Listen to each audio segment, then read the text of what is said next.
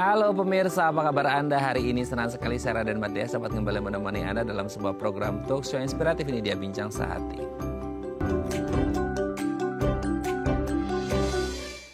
Ya pemirsa, bagi Anda yang hari ini adalah hari pertama Anda berpuasa, selamat menjalankan ibadah puasa. Ataupun yang kemarin sudah menjalankan, mulai duluan juga nggak apa-apa ya, gitu ya. Selamat menunaikan ibadah puasa juga. Kalau ngomong tentang ibadah puasa, ini untuk umat muslim memang wajib gitu ya, bagi umat muslim yang mampu, bagi siapapun. Tapi jadi pertanyaan gini, gimana kalau ada orang umat muslim yang notabene masih usia produktif tapi dia ada riwayat penyakit tertentu yang dipikirnya kayak aduh kuat nggak ya, mampu nggak ya menjalankan ibadah puasa ini. Jangankan menahan lapar, nggak makan, nggak minum selama 13-14 jam. Bahasnya kasih jam 2 jam itu kayak nggak enak perutnya gitu ya. Nah ini akan jadi pertanyaan dan kekhawatiran dan keresahan paling besar bagi mereka yang punya riwayat mah. Nah gimana ya kalau ada orang dengan riwayat mah mau berpuasa, aman atau enggak? Boleh atau enggak? Kalau boleh harus ngapain? Wah pasti banyak pertanyaan. Makanya hari ini kita akan membahas puasa aman bagi penderita mah ini seperti apa. Nanti akan kita kupas tuntas seperti itu ya. Tapi sebelum membahas itu kita akan membahas terlebih dahulu beberapa mitos atau fakta seputar penyakit asam lambung yang kayaknya selama ini sering kita dengar juga. Ini mirip-mirip gitu ya sama mah dan lain sebagainya. Kita akan kupas tuntas dulu mitos fakta seputar penyakit asam lambung. Kita lihat poin yang pertama ya. Mitos atau fakta, asam lambung ini sama dengan mules. Aduh gimana ya, kalau mules itu kayak kita mau buang air besar. Ada rasa melilit, ada rasa kayak kalau emang diperas gitu ya. Kayak nyuci baju tuh kayak nah seperti itu. Mungkin bagi Anda juga yang merasakan kayak menstruasi itu ada perutnya ngerasa nggak enak gitu ya. Nah apa bedanya sih antara penyakit asam lambung dan juga rasa mulas ini sendiri yang disebabkan oleh bukan dari penyakit asam lambung gitu ya. Jadi kan sama-sama perutnya nggak enak rasanya, melilit, mulas dan lain sebagainya. Nah mulasnya asam lambung dan mulasnya bukan asam lambung ini beda atau enggak sih? Karena banyak orang agak kepikirannya nyaru gitu ya antara mulasnya ini asam lambung atau mulasnya bukan. Bisa kebeda nggak sih kedetek kalau ini mulas biasa karena mungkin sakit perut dan lain sebagainya sama ini mulasnya gara-gara asam lambung. Nanti akan kita bahas ya hubungan asam lambung dan juga rasa mulas di perut kita ini seperti apa. Oke, kita lanjut yang kedua ya. Obat akan menyembuhkan asam lambung. Nah ini nih, ini yang sebenarnya juga mungkin Anda sering pertanyakan. Dok gimana nih kalau asam lambung kita naik, cara instannya pasti banyak yang akhirnya minum obat. Entah itu minum obat asam lambung atau mungkin beberapa obat yang lain ya yang akhirnya bisa menyebabkan mungkin itu asam lambung. Nah ketika kita ngomongin obat ini bisa menyembuhkan asam lambung. Orang jadi kayak manja gitu nggak sih? Kayak oh bentar-bentar ketika asam lambungnya naik udah langsung cara instan minum obat aja. Atau sebenarnya kayak oh harus diatasi dengan ya maintenance dalam artian kita harus mengonsumsi makanan yang aman, pola hidup, pola pikir juga mungkin ya, yang lebih positif, yang lebih stressless gitu ya, yang nggak begitu membuat kita jadi semakin stres gitu ya dengan segala problematika yang ada. Nah, apakah obat pasti akan menyembuhkan asam lambung atau hanya ya simptomatik aja ketika gejalanya muncul si asam lambung nggak enak perut kita dan lain sebagainya kita minum obat selesai, nanti kemungkinan dia bakal recurrent juga gitu ya, akan muncul lagi dan akan kerasa lagi, akan kambuh lagi. Nah ini yang jadi pertanyaan ya, ini mitos atau fakta kalau obat pasti akan menyembuhkan asam lambung atau kayak ya hanya meredakan aja, nanti akan timbul lagi, nanti kita bahas ya. Oke kita lanjut yang ketiga menurut saya.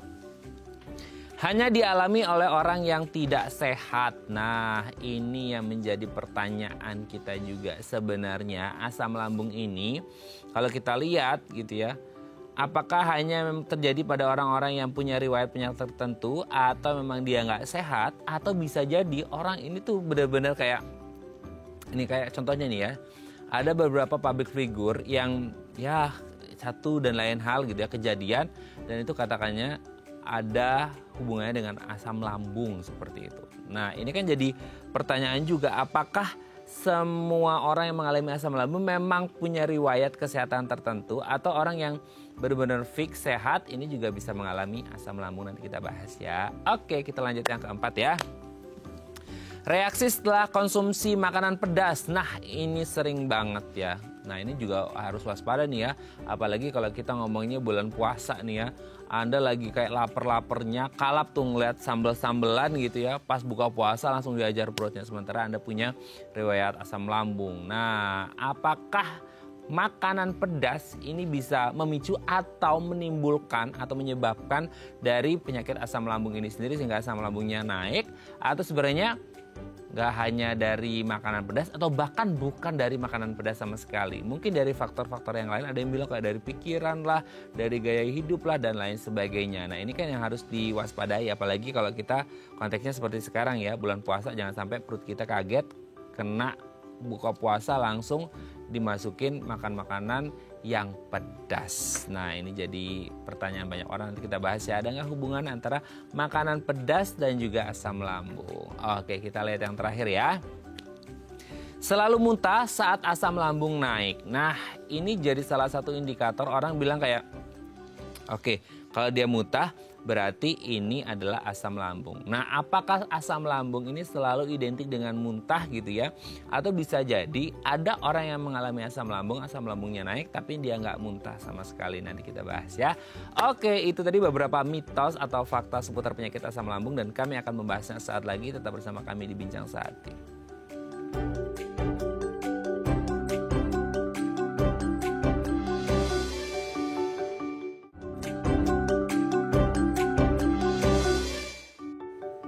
Baik, Anda masih bersama kami di Bincang Sehati. Tadi di segmen sebelumnya kita sudah membahas ada beberapa mitos atau fakta seputar penyakit asam lambung. Nah, untuk mengonfirmasinya telah hadir bersama kami di studio Bincang Sehati ada Dr. Aru Aryatno MSc SPPD KGEH Finasim, dokter spesialis penyakit dalam konsultan gastroenterologi dan hepatologi dari Primaya Hospital Depok. Assalamualaikum, selamat pagi Dr. Aru, apa kabar? Waalaikumsalam Mas Raden. Sehat, Dok? Kabar baik. Puasa, Dok? Alhamdulillah.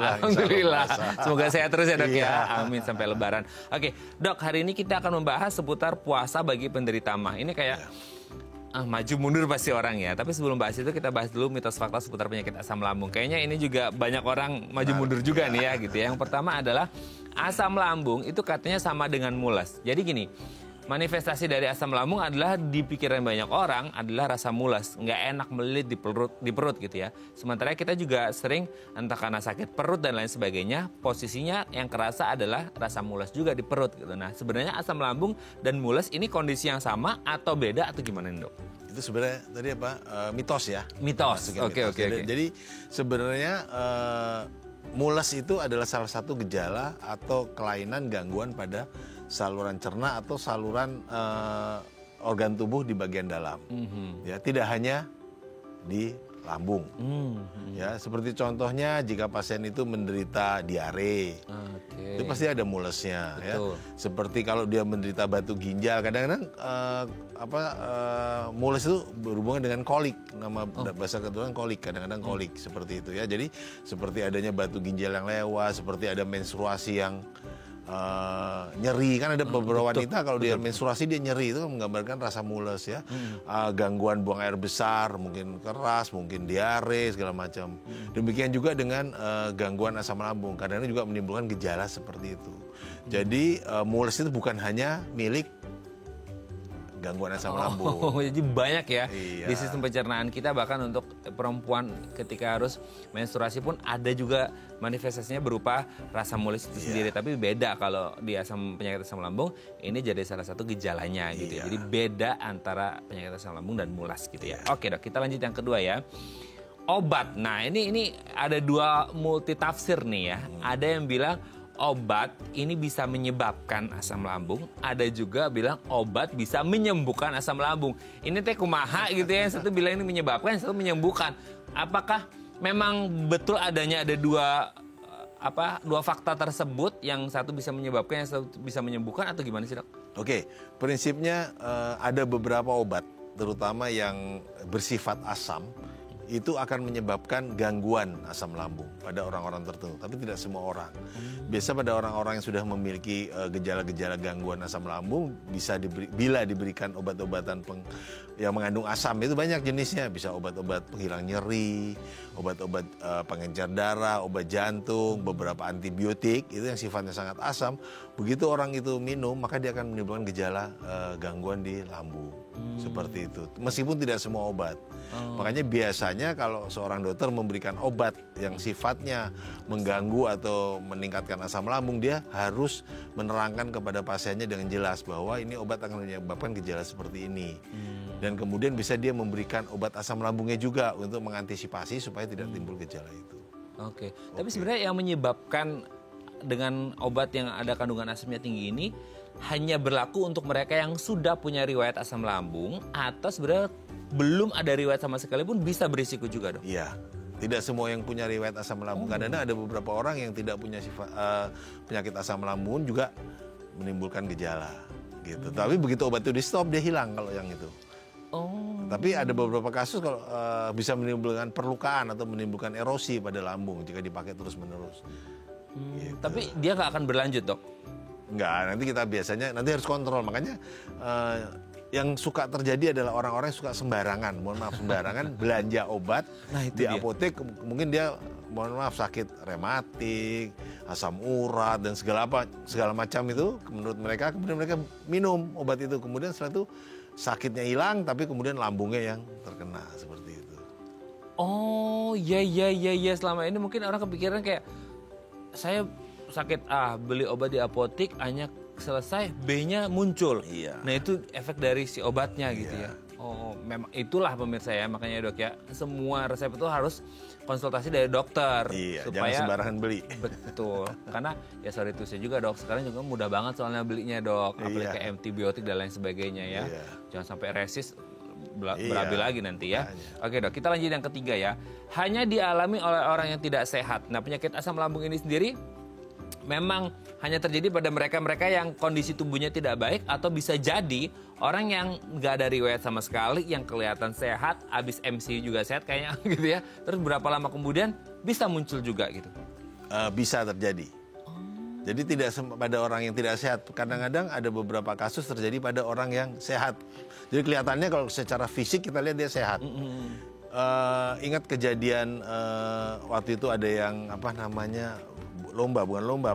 makan makanan pedas yang sangat pedas kemudian. Nah, itu dia sebenarnya nggak ada gejala, yang ada artis segala. Begitu dia makan, habis itu langsung asam lambung sampai masuk ke rumah sakit, pingsan segala macam. Oh betul, yang keripik-keripik pun pedas itu. Padahal itu kan dia nggak ada, mungkin dia memang tidak punya mah kan gitu. Jadi prinsipnya bisa terjadi. Biasanya dipicu mungkin salah makan, stres, ya, kemudian pola hidup yang salah, seperti itu. Tuh ya, makanya jangan jumawa ya, bukannya doain yang gimana, tapi tetap harus menjaga kesehatan.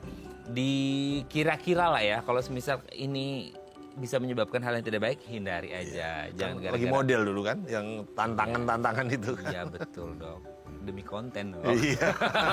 Akhirnya masuk rumah sakit malahan gitu ya. Oke, kita lanjut yang keempat, dok.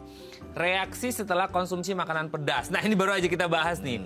Sebenarnya apakah ketika orang setelah mengonsumsi makanan pedas itu akan berujung pada asam lambung, atau kayak level pedas tertentu nih? Kan kebetulan orang Indonesia suka makan sambal, dok. Kayaknya kalau makan nggak pakai sambal itu kayak hambar katanya gitu ya. Itu gimana tuh? Maksudnya semua makanan pedas berarti kita semua berisiko kena asam lambung, dok? Karena kita semua banyak kan suka makan pedas gitu. Kalau secara prinsip cabai itu tidak menyebabkan asam lambung.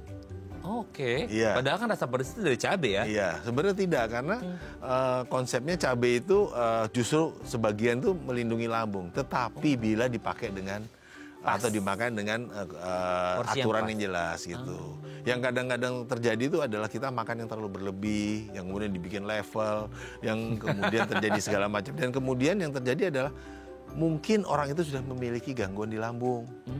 Mungkin entah iritasi, entah erosi di dinding lambung. Jadi begitu dia terkena makanan pedas, jadi sakit, nyerinya akibat dia sama seperti kita punya luka di tangan, dikasih garam atau dikasih cabai kan nyeri. Nah seperti itu, gitu loh. Oh. Jadi tapi sebenarnya prinsipnya boleh. Kalau saya biasa kalau ada pasien saya tanya, dok, saya kan ada riwayat asam lambung, boleh nggak makan cabai? Saya bilang boleh, nggak ada masalah, asal jangan terlalu pedas. Karena mereka ada berkata kan orang Indonesia, dok kalau nggak ada cabai nggak selera. Ya boleh, tapi jangan nanti yang terlalu pedas. Yang penting ada sekedar rasa, ya oke lah, nggak masalah. Nah itu ya, disentil lagi tadi sama dokter Ari ya, pakai level gitu. Soalnya sekarang tuh kayak orang bangga-banggaan, dok. Wah, level 3 doang. Saya dong level 10 nih gitu ya. Buat konten, waduh. Iya. Udah deh, hands up deh kalau level 10 gitu ya. Jadi sesuaikan lah ya, jangan berlebihan ya. Oke, kita lihat yang terakhir, dok. Selalu muntah saat asam lambung naik. Nah ini jadi salah satu indikator juga, orang bilang bahwa ketika muntah itu berarti di luar karena dia lagi nggak enak badannya, masuk angin dan lain sebagainya. Itu kayak heartburn gitu ya, di sini panas terus tiba-tiba langsung muntah. Nah itu pasti asam lambung atau gimana, dok? Prinsipnya muntah itu tidak selalu karena asam lambung. Banyak juga sakit asam lambung yang tidak muntah. Dia cuma nyeri, perih, begah, tadi heartburn seperti itu. Tapi tidak nyebabin muntah. Tapi muntah bisa merupakan salah satu gejala dari gangguan di lambung juga bisa. Meskipun tidak semua punyanya asam lambung, muntah bisa macam-macam, bisa salah makan, bisa karena penyakit yang lain ya, seperti ada beberapa penyakit seperti demam tifoid, hepatitis itu juga pasti akan mual dan muntah. Gitu. Jadi tidak selalu punyanya dari gangguan asam lambung, tetapi gangguan asam lambung bisa muntah, tetapi tidak semua juga, banyak juga asam lambung yang tidak muntah. Nah dok, ini juga katanya gitu ya, ada orang bilang muntahnya asam lambung dan muntahnya orang biasa itu beda. Kalau muntah biasa itu ya memang kerasa nggak enak, tapi kalau muntahnya asam lambung itu kayaknya kerasnya pahit banget katanya. Itu betul nggak sih, dok? Memang ada beberapa cerita begitu ya, tapi secara penelitian belum ada beberapa orang kalau setelah muntah jadi lega. Iya. Keluar asamnya semua. Ya mungkin aja karena mungkin di dalam lambung dia terlalu banyak asam dan kemudian mengiritasi lambung. Begitu sebagian besar atau sebagian dari isi lambung yang sifatnya asam bisa dikeluarkan, kan lambung itu yang tadinya nggak enak karena adanya asam itu jadi lebih nyaman. Tapi si asam lambung ini sendiri dia ada rasanya nggak sih ketika akhirnya nempel kena di indera pengecap kita di lidah yang katanya pahit, bukan? Iya, biasa seperti itu, pahit. Oke. Makanya yang pahit dikeluarin aja ya. Oke, terima kasih Dokter Arus sudah terjawab atas waktunya. Nanti kita lanjut lagi ngomongin pasien penderita MAH yang harus puasa ini gimana ya. Banyak yang maju mundur, nanti kita bahas ya, dok ya. Oke pemirsa, kalau Anda punya pertanyaan seputar tema kita hari ini boleh tanya-tanya di 0212903244 atau DM Instagram kami di @bincangsaatidai.tv.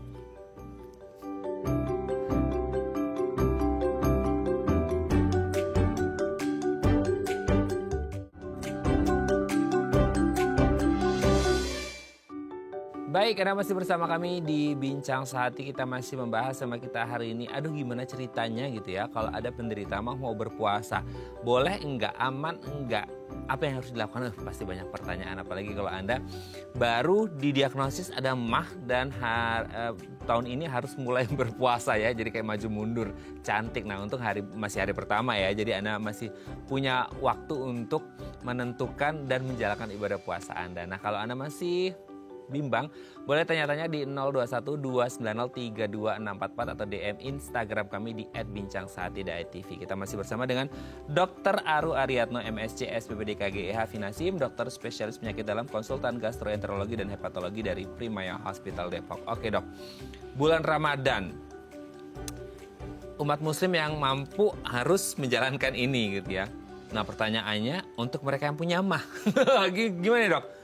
MAH puasa, sementara katanya orang mah nggak boleh nahan puasa lama-lama, nanti perutnya sakit segala macam, itu jadi kayak maju mundur. Nah hubungan Ramadan, puasa dan MAH gimana nih dok? Ini pasti banyak ini yang hari ini kayak, dok tadi aku udah sahur dok tapi nggak tahu nih ini belum tengah siang soalnya gitu, gimana nih dok? Tapi gini ya, lucunya ya, saya selalu terima pasien saya yang punya sakit MAH itu, biasa pada bulan Ramadan ini pada sembuh. Oh gitu ya? Banyak yang pada sembuh. Kenapa itu dok? Jadi gini, sebenarnya konsep dari sakit lambung atau sakit MAH ini kita ngomongin yang belum parah ya, itu biasanya ada hubungannya dengan pikiran. Oh gitu? Ya, mindset dengan pikiran. Jadi sama seperti kalau kita melihat makanan enak, ya kemudian kita ngelihat itu, wah kok sedap. Yang pertama keluar kan air liur. Meskipun kita belum makan, air liur itu akan keluar. Betul. Nah, begitu juga dengan puasa. Jadi kalau kita nggak puasa, ada masalah sedikit, otak kita berpikir agak terganggu lah ya. Mungkin stres, mungkin unhappy dan segala macam, maka dia akan mengeluarkan asam lambung. Seperti itu. Jadi makanya kenapa puasa itu selalu harus pakai niat. Itu kuncinya. Karena begitu kita berniat kita puasa, di mindset kita, di otak kita, saya sedang berpuasa hari ini. Ya, saya sudah niat puasa karena Allah. Nah, begitu kita sudah niatkan puasa, badan kita akan menutup semua kemungkinan itu. Makanya kita mau ngomong, mau gibah nggak jadi, mau ngomongin orang nggak jadi, mau lihat makanan aja saya nggak mau makan. Oh saya lagi puasa gitu. Jadi pada kasus-kasus sakit mah yang nggak terlalu berat, yang ringan itu mereka biasanya nanti sembuh. Nanti muncul lagi setelah Lebaran. Karena mulai lagi tuh gibahnya dan stresnya. Jadi gitu sebenarnya seperti itu. Ya, nah itu yang sebenarnya menarik gitu bahwa puasa itu sebenarnya bisa membantu mengobati mah. Nah pada kasus-kasus seperti orang punya sakit mah, bagaimana dia bisa berpuasa? Ya sebaiknya konsultasi dulu ke dokter. Nanti kita akan membantu. Pada sakit-sakit mah yang berat, mungkin sudah terbentuk erosi, perlukaan di lambung, mungkin dibutuhkan obat. Jadi dia nanti berpuasa tapi dengan obat, minum obat. Insya Allah nanti akan baik-baik aja. Kecuali ada beberapa kasus ya dengan beberapa multi faktor ya, seperti dia ada komplikasi mungkin dengan diabetes, hipertensi yang dimana dia nggak bisa menghentikan minum obat, ya apa boleh terpaksa kita bayar fidyah. Tapi untuk yang sakit mah ini sebenarnya bisa ya. Iya. Oke, ini tuh saya jadi kepikiran dok.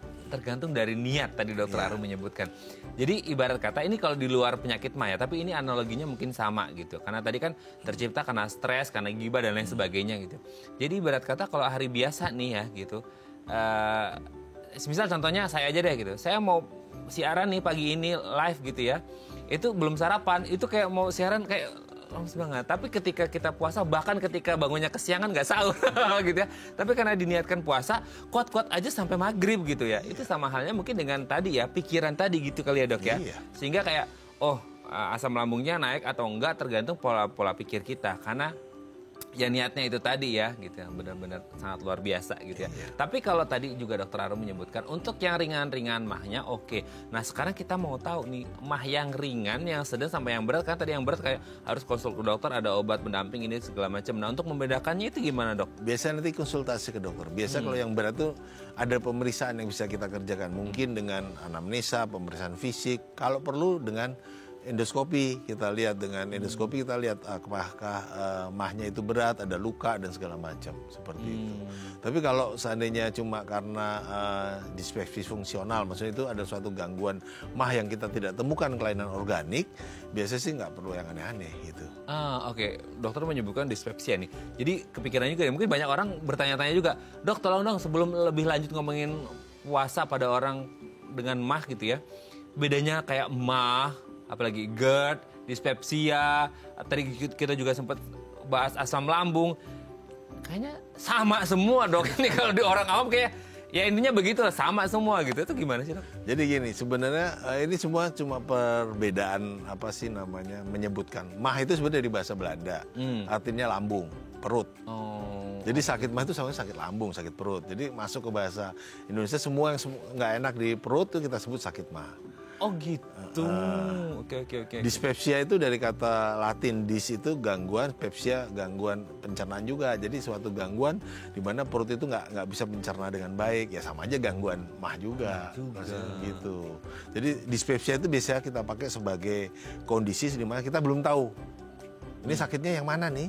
Apakah gangguannya fungsional, maksudnya tanpa gejala, tanpa gangguan kelainan anatomi, atau cuma sekedar ada luka dan segala macam. Itu biasa kita sebut dispepsia. Sementara GERD itu lebih luas lagi. GERD itu ada suatu kondisi di mana kan asam lambung itu isinya itu nggak boleh keluar dari lambung. GERD itu ada suatu kondisi di mana terjadi reflux atau keluarnya isi lambung yang sifatnya asam tadi naik ke esofagus, ke kerongkongan, dan itu menimbulkan gangguan. Karena esofagus tadi tidak dirancang untuk menerima atau menahan asam, gitu. Dan itu menimbulkan gangguan seperti rasa panas, kadang-kadang batuk pada malam hari, kadang-kadang mulut pahit bangun pagi, kadang-kadang giginya bolong dan segala macam yang itu. Oke. Jadi memang intinya mah itu adalah segala macam gangguan yang ada di perut ya dari bahasa Belanda itu ya. Oh, oke. Baru tahu nih, Dok. Ya, jadi sekarang pemirsa harusnya udah bisa ngebedain ya. Mah, dispepsia, GERD dan lain sebagainya. Tapi kalau ngomong-ngomong dari mah ini sendiri, yang paling banyak berkontribusi sebagai penyebabnya itu apa sih, Dok? Apakah karena tadi dokter menyebutkan dari pikiran, tapi kan orang pikiran kayak gini. Kalau pikiran itu bukannya lebih ke mental health ya gitu. Tapi ini kan kayak sesuatu yang kelihatan fisik nih, ini sakit fisik karena sampai muntah dan rasa heartburn itu kan bukan psikis gitu, itu fisik atau gimana, Dok? Ya itu tetap aja sakit gangguan asam lambung ini mental health lebih banyak. Contohnya gini, waktu kita dulu sekolah SMP atau SMA, ya, kalau kita ujian nggak siap pada orang-orang tertentu yang dimana dia secara kejiwaan dia tidak siap, itu biasanya pasti dia muntah-muntah, diare lah, sakit kepala lah. Tapi begitu selesai lewat hilang semua itu. Iya betul. Nah, iya, jadi termasuk dalam pola pikir saya punya beberapa kasus yang sebenarnya nggak ada masalah apa-apa, tenang. Tapi begitu suatu hari dia mendapatkan contohnya seperti ada kematian, perceraian, mulai dia sakit gitu. Begitu kita lihat, begitu kita endoskopi, tidak ditemukan ada kelainan secara organik. Makanya kadang-kadang biasa kalau dari kita ada beberapa kasus kita kemudian bekerja sama dengan psikolog atau psikiater untuk membantu mengatasi itu semua. Ya ampun, serem banget ya. Berarti sangat-sangat ngefek ya dari pikiran itu ke kesehatan fisiknya ya. Iya. Oke. Tapi sebenarnya selain itu, Dok, ada nggak mungkin kasus yang lain juga yang tidak hanya dari pikiran aja, stres aja, tapi dari sesuatu yang apa ya, kayak entah makanan, entah pola mungkin tidurnya atau sering begadang atau gimana tuh, Dok? Ada nggak? Sebagian besar memang karena pikiran, tetapi ada beberapa kasus yang disebabkan oleh kuman. Oh, kuman. Ada, kita sebut kumannya Helicobacter pylori. Kuman ini biasa ada di tempat-tempat yang nggak bersih lah. Jadi kalau kita makan atau minum dari sumber air atau sumber makanan yang nggak bersih, dia akan masuk ke dalam badan kita. Dan kuman ini adalah kuman yang tahan asam. Kan secara umum lambung itu dibikin asam supaya semua bakteri kuman yang masuknya akan mati. Dia nggak tahan asam dan kemudian dia akan masuk ke dalam mukosa dari lambung. Nah, kemudian dia hidup di situ dan merusak. Nah, itu menimbulkan rasa tadi juga gangguan asam lambung, luka, erosi, ulkus. Beberapa kasus yang lanjut bisa menjadi karsinoma, kanker lambung. Nakal banget tuh kuman. Makanya perlu pemeriksaan itu. Kalau ada orang-orang dengan itu perlu kita lakukan pemeriksaan. Nah, itu dia ya, memang banyak faktor, tapi memang paling besar ada dari pikiran ya. Ya udahlah ya, ini bulan puasa bagi Anda yang punya riwayat mah dan lain sebagainya itu di-happy-kan aja lah ya. Dibuat happy supaya puasanya lancar, bisa ketemu lebaran, bisa mudik, bisa ketemu sama keluarga tercinta di rumah ya. Oke, Dok, nanti kita lanjut lagi ya di segmen selanjutnya ya.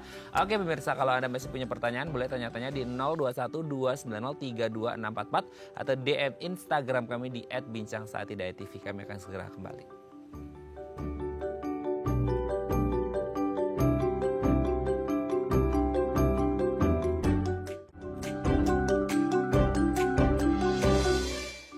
Baik, karena masih bersama kami di Bincang Sehati, kita masih membahas sama kita hari ini kalau ada orang yang menderita mah boleh nggak nih berpuasa. Nah, kalau ada punya pertanyaan seputar tema kita hari ini, boleh tanya-tanya di 0212903244 atau DM Instagram kami di @bincangsaatidayatv.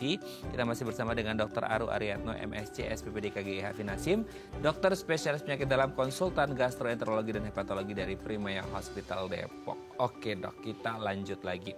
Nah, Dok, ini kalau selama ini mungkin ya tadi sudah dibahas sih niatnya gitu ya, tapi secara kalau kita ngomongin dia harus menahan lapar nih 13-14 jam gitu ya, ini aman atau enggak, meskipun ya dari niat sih, tapi kan perut juga kadang-kadang kayak ngasih sensor seperti apa harus makan sekarang, harus minum sekarang gitu ya. Tapi ngomongin sekarang, kita sekarang ngangkat telepon dulu, Dok, udah dapet telepon ya. Kita sapa terlebih dahulu. Halo, selamat pagi, dengan siapa, di mana? Mas Raden, aku Hana Jakarta. Iya, Bu Hana di Jakarta, silakan mau tanya apa ke Dokter Aru? Langsung sama Dokter Aru ya. Iya. Dok, selamat pagi, Dok. Ada beberapa pertanyaannya, Dok. Yang pertama, itu tadi dokter nyinggung tentang GERD Ya banyak orang yang bingung, kadang-kadang jantung bisa menyebabkan GERD, apakah ada hubungannya dengan penyakit jantung? Maksudnya kapan bisa dideteksi bahwa itu adalah GERD gitu loh, soalnya itu juga berbahaya ya. Nah terus udah gitu yang kedua, apakah obat mah aman digunakan setiap hari? Misalnya orang sakit mah, terus udah gitu jadi dia konsumsi obat mah, contohnya nih seperti antasida gitu loh dok, apakah aman? Sama satu lagi dok, saya tadi bingung tentang kuman Helicobacter. Apakah itu berbahaya dan bisa menimbulkan polip pada lambung dan menyebabkan kanker? Mungkin 3 pertanyaan saya dokter, jelas? Iya. Terima kasih dokter Aru. Terima kasih Bu Hana di Jakarta. Oke ya, kita ke saya sampai lupa nih ya. Yang pertama adalah GERD. GERD penyakit jantung. Gitu, gimana tuh dok? Jadi gini, prinsipnya GERD itu nomor satu harus kita sadari, GERD tidak menyebabkan kematian. Oh, Iya, jadi tidak pernah ada orang meninggal karena GERD. tapi kan, sorry ini dok, aku potong. Kan nggak ngerti ya, ini beberapa waktu lalu ada public figure yang, maaf, meninggal dan berita yang tersebar adalah gara-gara GERD. Ya, itu sering seperti itu, tapi itu tidak pernah GERD. Karena GERD itu bukan suatu kondisi yang kalau sakit tiba-tiba meninggal, enggak. Cuma ada korelasinya begini.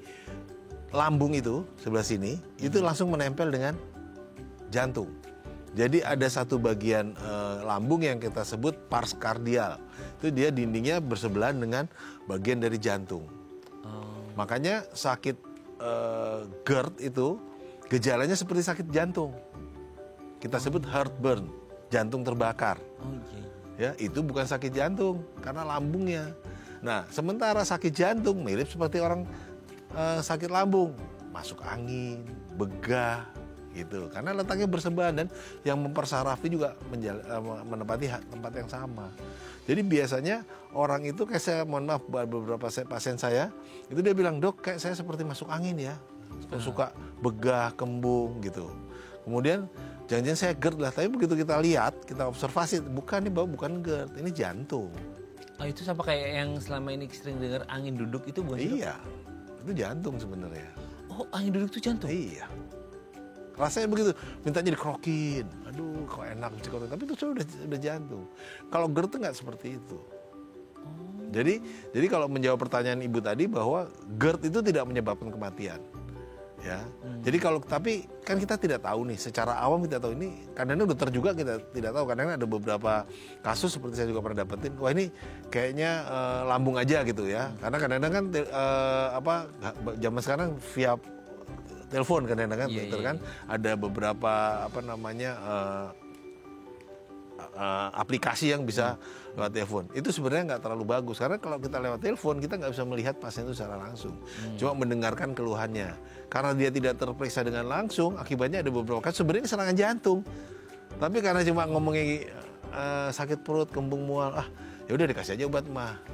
Besoknya meninggal karena serangan jantung. Begitu, banyak kasus. Makanya kalau saya sarannya, kalau seandainya kita rasa tidak nyaman, kita ini saya GERD apa bukan, datang ke dokter, ke rumah sakit. Kita akan lakukan pemeriksaan. Yang penting adalah kita akan memisahkan ini jantung apa lambung, itu dulu.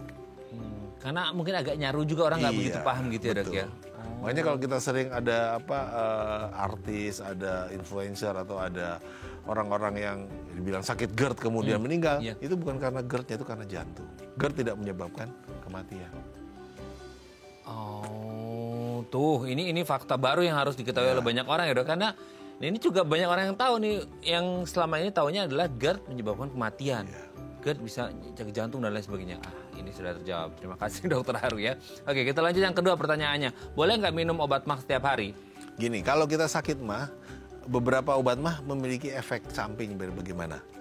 Ya, entah dia ada yang beberapa ke ginjal, entah menyebabkan batu dan segala macam. Jadi konsepnya adalah kalau kita sudah minum obat mah, tetapi tidak sembuh-sembuh, sebaiknya segera ke dokter untuk dicari tahu penyebabnya. Kalau dia penyebabnya ibu tadi bilang Helicobacter pylori, ya kita harus musnahkan itu gitu.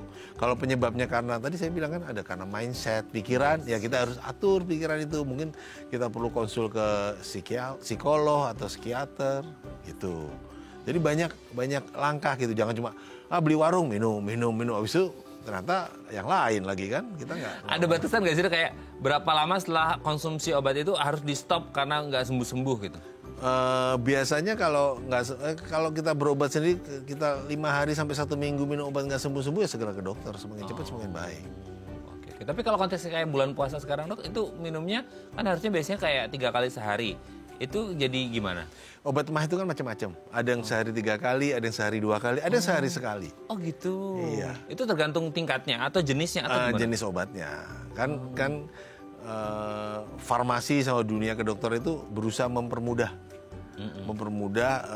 pemberian obat. Jadi kalau bisa dikasih 1 hari sekali ya lebih baik. Malah diusahakan kalau bisa seminggu sekali ya lebih baik lagi. Jadi dibikin sedemikian rupa supaya kepatuhan seorang pasien itu lebih baik dengan memberikan obat yang sesedikit mungkin dan tidak sesering mungkin. Nah, jangan sampai nanti para pasien berharap, ya udah Dok, kalau gitu sebulan sekali.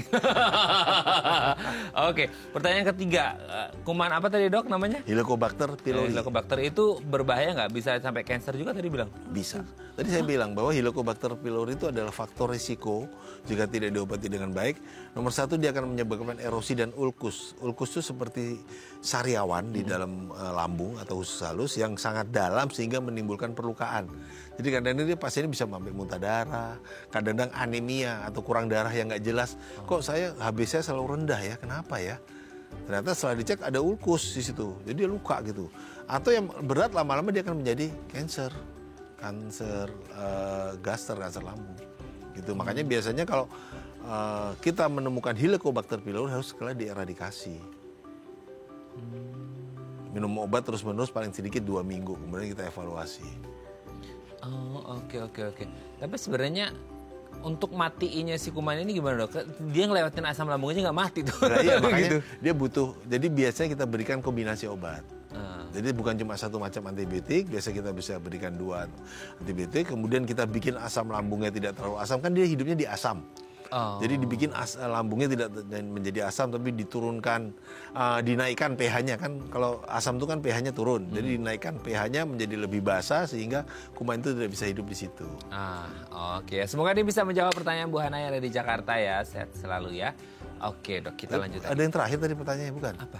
Udah 3 itu Dok. Udah 3. Dokter mau 1 lagi. Enggak, apa kita telepon lagi nih Bu Hana? Enggak ya. Oke Dok, kita lanjut lagi. Tadi pertanyaan yang sebelumnya kita bahas nih. Dia harus nahan 13-14 jam gitu ya. Sementara perut meskipun kayak di pikiran kita oke, baik-baik aja. Ya kita manusiawi, kita manusia yang punya organ anatomi dalam tubuh kita, ada namanya perut, lambung gitu ya. Itu dia bisa kasih apa ya Dok, kayak alarm nggak sih? Ini lapar loh gitu loh. Ini nanti kalau nggak makan ini loh gitu. Itu gimana tuh Dok? Manusia itu memang secara prinsip kalau dia lapar akan memberikan alarm lapar.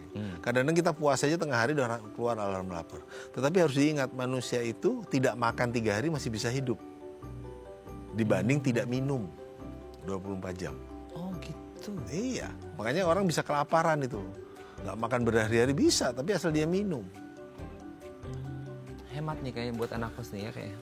Enggak juga ya? Enggak juga. Oh gitu. Tapi prinsipnya begitu. Jadi balik lagi ke pikiran kita, balik lagi ke niat kita. Kalau kita udah niat, saya nggak ada rasa kok mulai nggak enak, saya masih bisa tahan.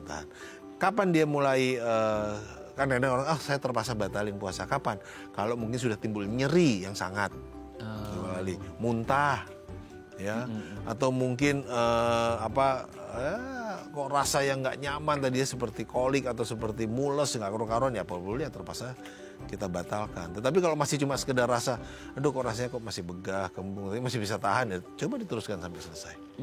Nanti itu akan melatih. Jadi istilah itu bagian dari melatih organ tubuh kita supaya memang minggu-minggu pertama puasa itu kayak begitu. Tapi begitu nanti biasa kalau selesai lebaran itu kadang-kadang kita seharian nggak makan enak tuh masih sisa gitu kan. Iya betul. Jadi sebenarnya perut kita itu sedang mencoba beradaptasi gitu ya Dok ya. Itu perlu waktu sekitar semingguan atau berapa? Maksudnya itu normal ya di hari-hari pertama puasa itu normal ya? Iya.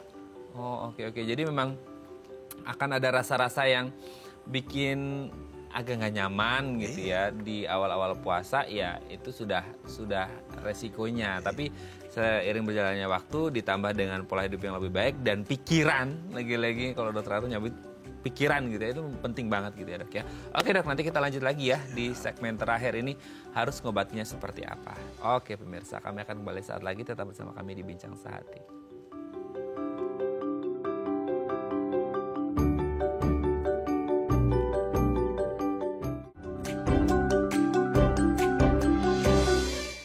Baik, karena masih bersama kami di Bincang Sehati, kita masih membahas sama kita hari ini puasa yang aman bagi penderita MA ini seperti apa. Kita masih bersama dengan Dr. Aru Aryatno, MSc, SPPD KGH, Finasim, dokter spesialis penyakit dalam, konsultan gastroenterologi dan hepatologi dari Primaya Hospital Depok. Oke dok, gini, kalau untuk orang yang makan selama ini mungkin kita pikirnya, meskipun ada niat gitu, selama ini kan selalu dibilanginya nggak boleh makan ini, harus makan ini, porsinya segini dan lain sebagainya deh gitu ya. Ini ada nggak kalau aturan-aturan dalam puasa ketika dia mau buka atau sahur, ada makanan yang harus dihindari, ada makanan yang lebih baik dikonsumsi, kapan waktunya? Kan kita juga orang makan sama kayak habis sahur langsung tidur, atau habis buka puasa langsung tidur, ya, atau rebahan gitu kan, atau habis taraweh pulang baru sempat makan tapi habis itu langsung tidur biar nggak kesiangan sahur. Itu banyak.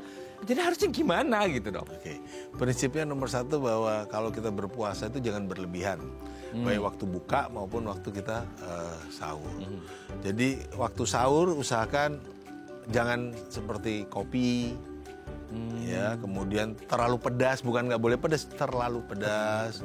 Kemudian usahakan banyak sayur, ya, kemudian buah. Ya tujuannya apa? Dengan kita banyak memakan serat, diharapkan maka waktu pencernaan kita akan lebih panjang, sehingga waktu lapar kita juga akan semakin lama gitu jadi munculnya gitu. Kemudian juga kalau kopi itu sifatnya salah satu juga bikin haus, kemudian bikin rasa nggak nyaman di lambung dan segala macam dari kafein, ya juga sebaiknya dihindari.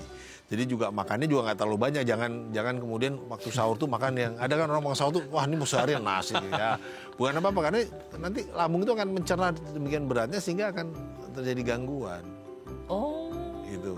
Kan biasanya nggak begitu, bayangin. Biasanya makan baru jam 11, jam 10. Ini jam sahur jam 3, jam 4 udah makan begitu banyak kan. Jadi terjadi kebiasaan yang berubah, jadi bikin kaget. Kemudian setelah kita makan jangan langsung berbaring. Usahakan 2 jam. Nah, itu kan enak banget dok. Biasanya abis sahur duduk, habis sahur masih ngantuk gitu ya. Makan aja kayaknya dia antara ada dan tiada tuh ya gitu ya jiwanya. Nggak boleh langsung, itu ya. Bahaya banget ya.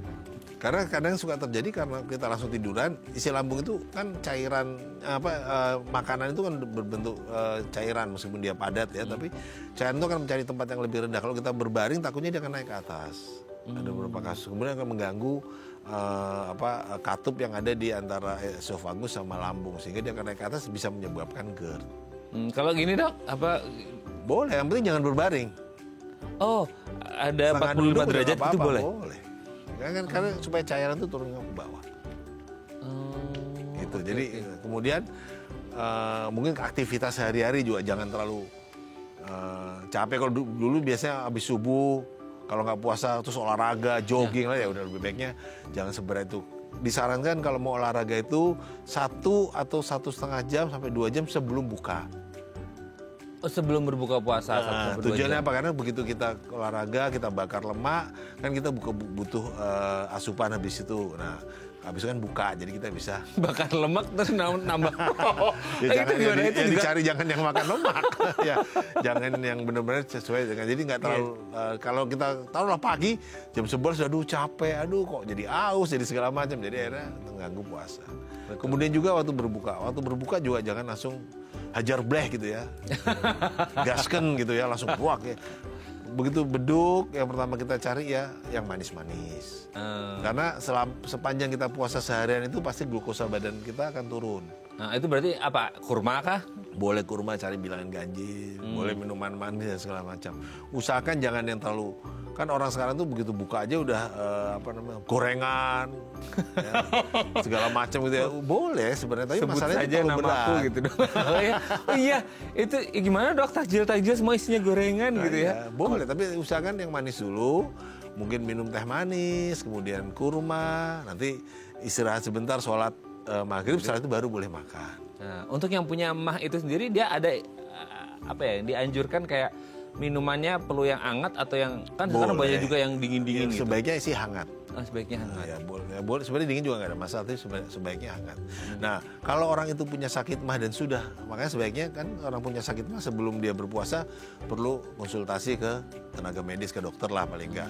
Nanti biasa dokter akan menyiapkan, oh ini ada obat-obat yang biasa diminum sebelum sahur, pada waktu sahur, kemudian atau diminum sebelum buka puasa. Kadang-kadang yang sering terjadi itu adalah pada waktu kita berpuasa nyaman. Tapi begitu kita buka puasa, karena perutnya tadi kosong enak, makan abis itu, dok saya sering tuh terima pasien, dok kalau puasa saya enak, tapi begitu buka, gitu ya? malah langsung aduh kembung, begah nggak karu-karuan katanya. Justru masalahnya setelah buka puasa. Iya. Nah untuk itu makanya kita atur buka puasa makanannya seperti apa. Mungkin nggak terlalu keras, mungkin dalam bentuk bubur dulu, ya bubur sumsum kayak yang begitu, yang manis. Kalau perlu dikasih obat. Kalau pada penderita mah yang agak berat itu kita bisa kasih obat dulu. Setelah dia minum makan yang manis, minum obat baru dia boleh makan besar. Oh, berarti memang ada ibarat kata kalau hari-hari biasa dia ada obat khusus, obat biasa untuk puasa kali ini boleh konsul ke dokter dulu untuk ada pendampingnya gitu dok. Iya. Oh, oke.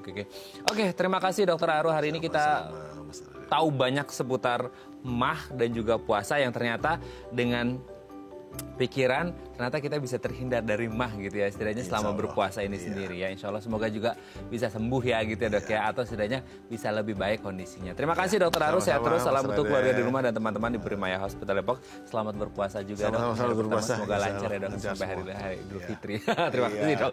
Oke pemirsa, itu tadi perbincangan kita dengan Dokter Aru, semoga bermanfaat ya, dan jangan lupa untuk terus menyaksikan konten-konten inspiratif kami hanya di platform Daai Plus. Saya Raden Madiang Sumit, sampai jumpa dan selamat kembali beraktivitas di hari Selasa yang indah ini. Ingat jaga puasa Anda dan jaga kesehatan Anda supaya nggak mah. Sampai jumpa.